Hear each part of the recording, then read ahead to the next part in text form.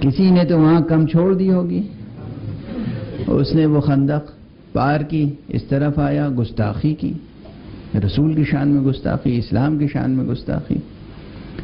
بعض مورخین نے تو لکھا ہے کہ اس نے اپنا نیزہ خیمہ پیغمبر میں پیوست کر دیا اور للکارا کہ بھئی تمہارا تو عقیدہ ہے کہ مرو گے لڑتے ہوئے تو جنت میں جاؤ گے، اور اگر ہمیں مارو گے تو ہم جہنم میں جائیں گے، تو کہاں ہے تمہاری جنت و جہنم کی باتیں، کہاں ہے تمہارا یقین، کہاں ہے تمہارا اعتقاد، کیوں نہیں ہمارے مقابلے پہ آتے؟ محمد کوئی نہیں ہے تمہارے ہاں؟ اس گستاخی کے ساتھ صلی اللہ علیہ وآلہ وسلم۔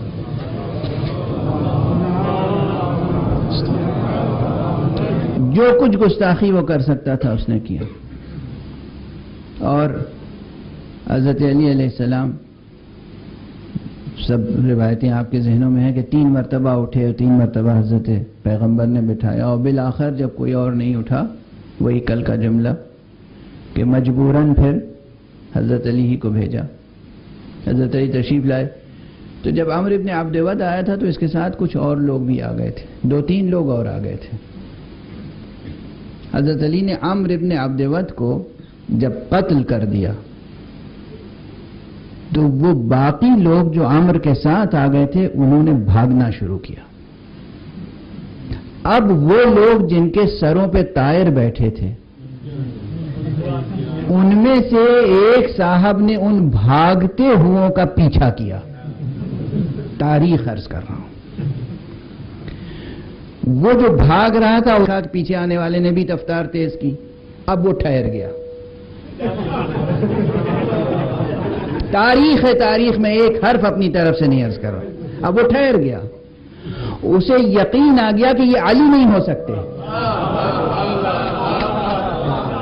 اس لیے کہ علی کبھی کسی بھاگتے ہوئے کا پیچھا نہیں کرتے۔ یہ آج تھوڑی فضائل ہیں جو ہم پڑھ رہے ہیں، یہ علی کی زندگی میں علی کے متعلق مشہور اوصاف تھے، پوری دنیا جانتی تھی کہ علی کسی بھاگتے ہوئے کا پیچھا نہیں کرتے۔ ٹھہر گیا وہیں، پلٹا۔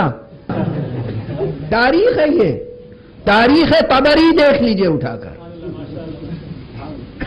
اس نے ایک مرتبہ نیزہ لیا اور ان کی طرف رخ کیا۔ جیسے ہی اس نے نیزے کا وار کرنا چاہا، اب تک وہ بھاگ رہا تھا،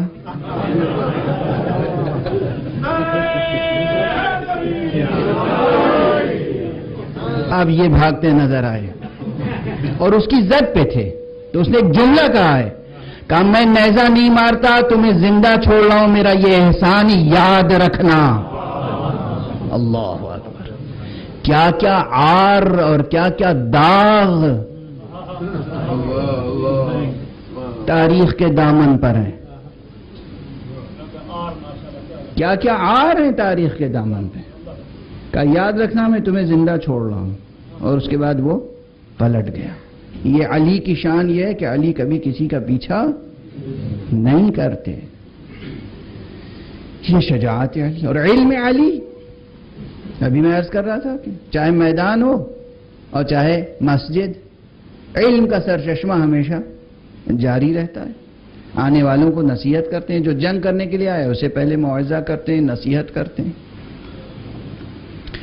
اور وہ تو ایک معمولی سی بات ہے جو بہت مشہور ہے، وہ بھی تو علم ہی سے متعلق ہے۔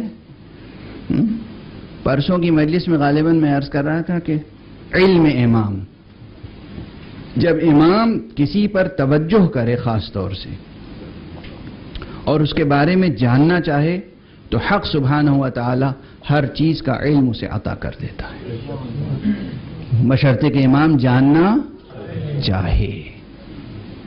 متی شاء عالم، جب وہ چاہتے ہیں انہیں علم حاصل ہو جاتا ہے۔ اگر وہ جاننا چاہیں تو علی جب میدان جنگ میں جاتے تھے تو خصوصیت کے ساتھ قوت ہی کا سرچشمہ نہیں، علم کا